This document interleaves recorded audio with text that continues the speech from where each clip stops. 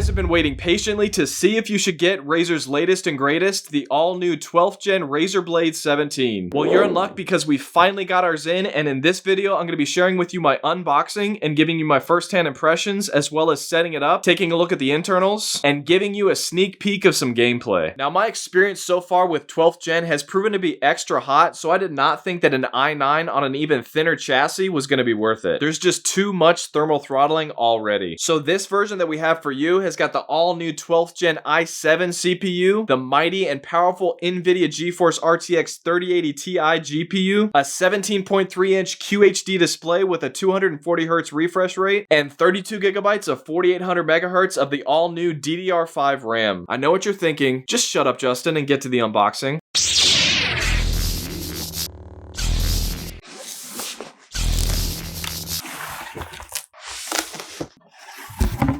A box within a box.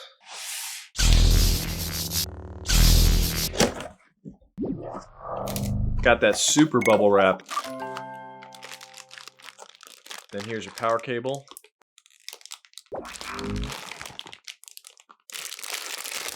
A very sleek and slim power adapter. On the back you can see it's a 280 watt power brick. And then on the other side, we've got your etched in reflective Razer logo.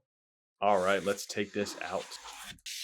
And now we have a third box. A box within a box within a box. I really hope there's not another box in this one. So between the shipping box, the second box, and this bubble padding, I highly doubt this is going to get damaged in shipping. It's also pretty encouraging that I'm finally getting signature requests instead of these computers being left at my door. Alright, let's take off the bubble wrap.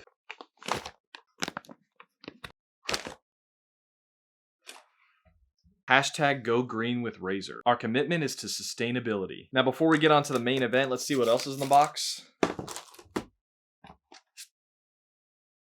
Looks like we've got your typical setup guide with your port labeling. Oh, if you open it up, there's actually a bunch more languages in there. And then we've got a cleaning pad and your Razer Blade fanboy stickers. And now my favorite part of laptop unboxings, removing the plastic.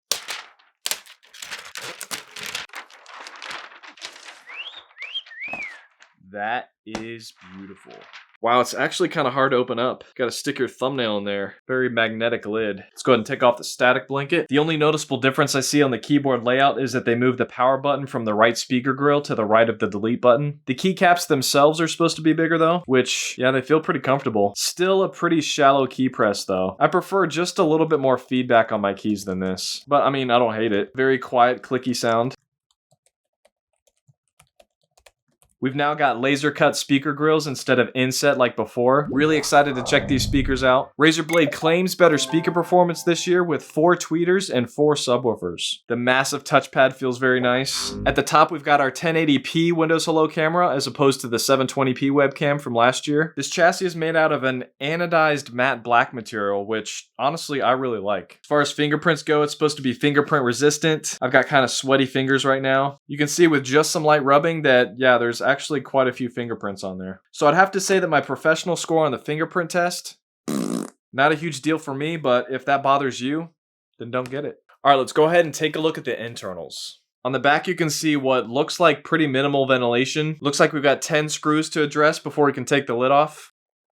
One of the easier lids to remove. Right off the bat, you can see our 2 main rather large chassis fans, and that's interesting. We've got a fan within the battery itself as well. That's something you don't see every day. You can see here in very tiny letters, it's an 82 watt-hour battery. Above that, you can see our Gen 4 SSD drive. And then on the other side, you can see we've got a slot for another one. I've got a spare Gen 4 Sovereign rocket, so I'm going to go ahead and install that after I unplug the battery. Installing that is pretty easy. We just need to take this spacer off and then get a tiny Phillips head screwdriver. Unscrew this one screw right here. And then we've got our 2 4800 megahertz DDR5 RAM sticks. There in the center, you can see our removable Wi-Fi card. And then lastly, down at the bottom, we've got 2 left and right speakers. Go ahead and plug the battery back in before I close it up. And now let's go ahead and take a look at the ports. On the right side, we've got a lock port, an HDMI 2.1 port, a USB 3.2 Gen 2 Type A port, a USB-C Thunderbolt 4 port, and a full-size SD card reader. As a creative guy, that makes me pretty happy. No ports whatsoever on the back side. Not really a fan of that. But then on the left side, we've got a power port, a 2.5 gigabit Ethernet port, 2 more USB 3.2 Gen 2 Type A ports, another USB-C Thunderbolt 4 port, and a headphone and microphone jack. All right, let's go ahead and get this all set up. Plug it in first. Ooh. Wow, those keys are bright. I like that our secondary key functions are also lit up. Alienware. Something stuck in my throat. Press Windows plus U. This screen looks a lot brighter than 300 nits. That fake Alienware cough gave me the hiccups. I hate hiccups. Hiccups, hiccups, go away. Do you want to use your face to sign in faster and more securely? Yes, set it up. Keep looking directly at your camera.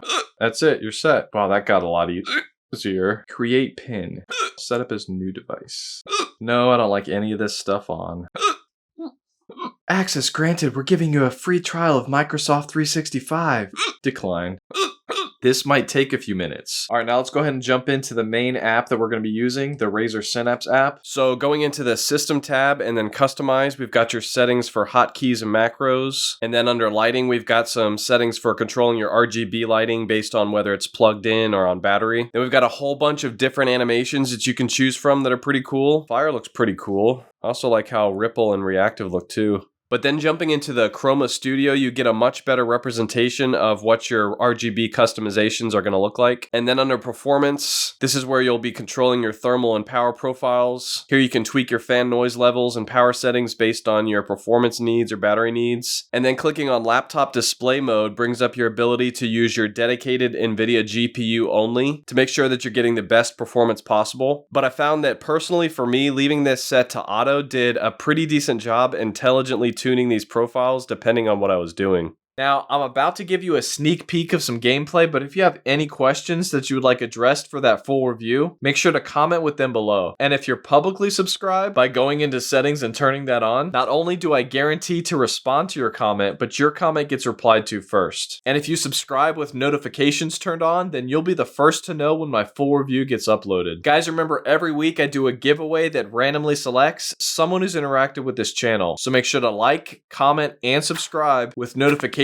turned on to stay up to date with that, as well as staying up to date with all of my latest gaming PCs. If you already know that you're going to be getting this machine, then please make sure to use my affiliate links in the description below, as I get a small commission at no cost to you for every single purchase made. And it's what this channel relies on to help keep it going. Or if you just want to support this channel, then please consider becoming a channel member by clicking on the join button below. Okay, first game we're going to benchmark real quick to give you a nice preview of what this thin beast is capable of. Cyberpunk 2077. This is the most power-hungry, resource-hungry game that I've seen. As you can see, we've cranked all the settings all the way up, setting the resolution to 1080p first. Let's click Run Benchmark. I'm going to speed through this real quick so we don't have to watch the whole thing. This game is gorgeous. So we've got our CPU temp right there in the high 70s, low 80 degrees Celsius, which is actually pretty low for these super hot 12th gen CPUs. 93 average FPS. Yeah, that's pretty good for such a thin next-gen laptop. 22 frames per second faster than the X17 R2 did with this benchmark. Now let's go ahead and check out 1440p, speeding through this process again. It's pretty interesting that with such an intense game like this, neither the CPU or the GPU is being maxed out. The GPU is only hitting max 140 watts when it should be hitting 165. And you can see here that the CPU is only hitting 60% usage and only 2.1 gigahertz. So 60 frames per second at 1440p. That's impressive, but should it be more for a next-gen gaming laptop? All right, so what about 4K? For those of you wondering how I'm doing 4K with a 1440p screen, that's because I'm running these tests through a capture card to an external monitor. Okay, so temps are still low, but now the CPU is only at 25% utilization and the GPU using slightly more power at 145 watts. So extreme graphics settings with the game with the most intense graphics at 4K, and we only get 31 frames per second, which is not good enough for gaming. You try to play a game with that and it's gonna feel pretty choppy. But the CPU isn't getting extremely hot like the X17 did, and it also has a bit more FPS, with the X17 only having 28 frames per second at 4K. We'll do more after doing some more extreme testing for my full review, but let's go ahead and check out another game real quick. Forza Horizon 4 is another good one that runs itself the same way each time, so it's a great one for comparison. So starting with 1080p again, the GPU is still hitting around 140, 145 watts max, but now the CPU is pushing 4.2 gigahertz there in the beginning and still a cool 80 degrees. End result, 165 frames per second at the highest preset settings. That's actually about 15 frames per second lower than what I got on the X17. And I'm still testing the new 12th gen MSI GE76, so we'll know more about those numbers in a later review. Okay, so jumping into 1440p, the GPU and CPU both gain a few degrees, but still not getting very hot. The CPU isn't getting pushed that much harder, but the GPU is now at 145 watts versus the 135 watts in our 1080p test. And the overall average FPS achieved, 148 frames per second. Now let's go ahead and push it even further with 4K at the highest preset settings. Wow, so CPU temperatures actually dropped and the usage went down on that, but look at that GPU at the top.